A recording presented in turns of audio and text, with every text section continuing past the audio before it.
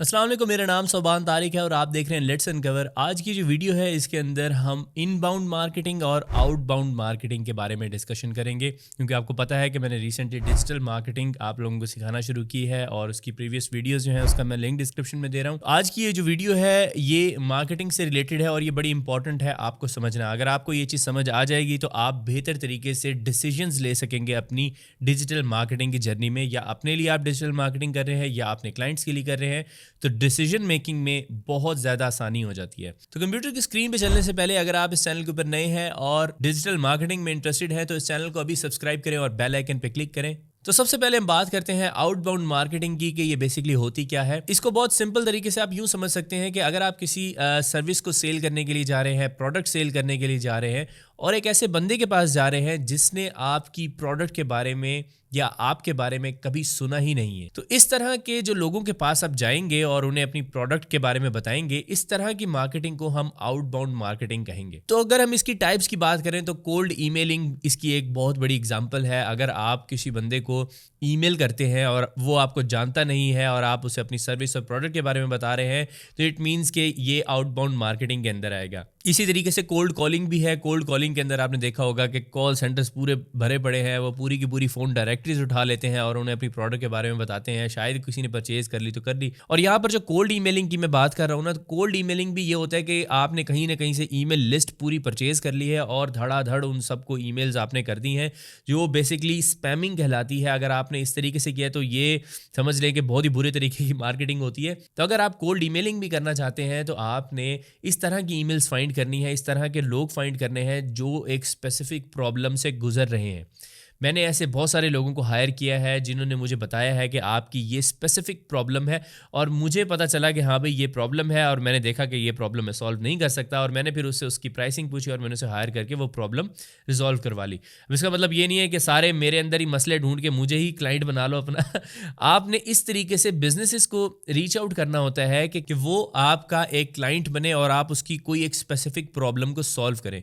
ये चीज़ें मैंने अपने क्लाइंट हंटिंग कोर्स के अंदर भी बताई थी। अगर आपने वो कोर्स अभी तक नहीं देखा तो मैं उसका लिंक डिस्क्रिप्शन के अंदर दे रहा हूँ। बहुत ही कम प्राइस में वो मैंने कोर्स क्रिएट किया था, जिसमें मैंने आपको बहुत सारे वेज बताए थे। उन वेज से आप बहुत सारे क्लाइंट्स फाइंड कर सकते हैं और वो स्ट्रैटेजीज आपको यूट्यूब पे इधर उधर कहीं भी नहीं मिलेंगी, वो आपको उस कोर्स में मिलेंगी। तो अब अगर हम पेड एडवर्टाइजमेंट की बात करें तो पेड एडवर्टाइजमेंट में भी आप ऐसे लोगों को ही रीच आउट कर रहे होते हैं जिन्होंने आपके बिजनेस के साथ कभी इंटरेक्ट नहीं किया होता, और वो खुद चल के आपके पास नहीं आता बल्कि आप जा रहे होते हैं। ठीक है। इसी तरीके से कोल्ड ईमेलिंग के अंदर भी आप कोल्ड ईमेल्स करते हैं, आप खुद जा रहे होते हैं। इसमें एक और भी कैटेगरी आप ऐड कर सकते हैं कि सोशल मीडिया के ऊपर आपने किसी बंदे को देखा, वो आपको जानता नहीं है, ना आपने उसकी कभी पोस्ट पे कमेंट किया, और आप डायरेक्टली जाके उसे कह रहे हैं कि भाई मेरी ये सर्विस है, परचेज कर लो।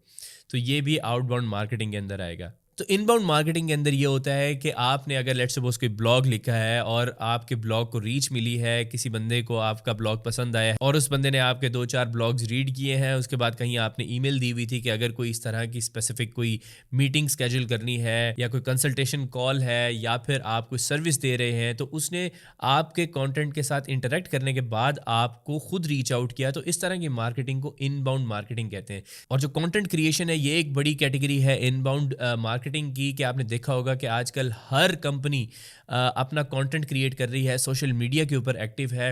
आप लेट्स सपोज हम दराज की एग्जांपल लें तो दराज जो है इस टाइम पर वो अपनी ऐप के ऊपर तो काम कर ही रहा है, लेकिन वो साथ में यूट्यूब के ऊपर भी एक्टिव है, वो फेसबुक, सोशल मीडिया जितने भी प्लेटफॉर्म्स हैं उन सब के ऊपर एक्टिव है, इवन कि वो ईमेल मार्केटिंग भी कर रहे हैं। तो अगर लेट्स सपोज आपने यूट्यूब के ऊपर दराज की कोई वीडियो देखी है और आपने वहाँ पर कोई प्रोडक्ट देखी और वहाँ पर आपने देखा कि हाँ ये बिज़नेस इस तरह की प्रोडक्ट सेल करता है, तो आप फिर दराज के ऊपर गए और ख़ुद चल के गए और वहाँ से परचेज़ किया, तो ये भी इनबाउंड मार्केटिंग में आता है। तो इसी तरीके से सोशल मीडिया भी अगर आप लोग यूज़ कर रहे हैं और अपनी ब्रांडिंग कर रहे हैं सोशल मीडिया के ऊपर, या अपने क्लाइंट की किसी प्रोडक्ट के बारे में इंफॉर्मेशन ऐड कर रहे हैं और कोई दूसरा बंदा उस सोशल मीडिया पोस्ट को देख के आपकी प्रोडक्ट परचेज करता है, तो ये भी इनबाउंड मार्केटिंग है। अगर आप सेल्फ ब्रांडिंग करते हैं और अपने लिए कोई प्रोजेक्ट्स ढूंढना चाहते हैं, तो आप सोशल मीडिया के ऊपर जो काम करते हैं उसमें पोस्टिंग वगैरह करते हैं, वो सब कुछ भी इनबाउंड मार्केटिंग के अंदर आता है। और इनबाउंड मार्केटिंग की एक सबसे बड़ी एग्जांपल जो है वो है सर्च इंजन ऑप्टिमाइजेशन।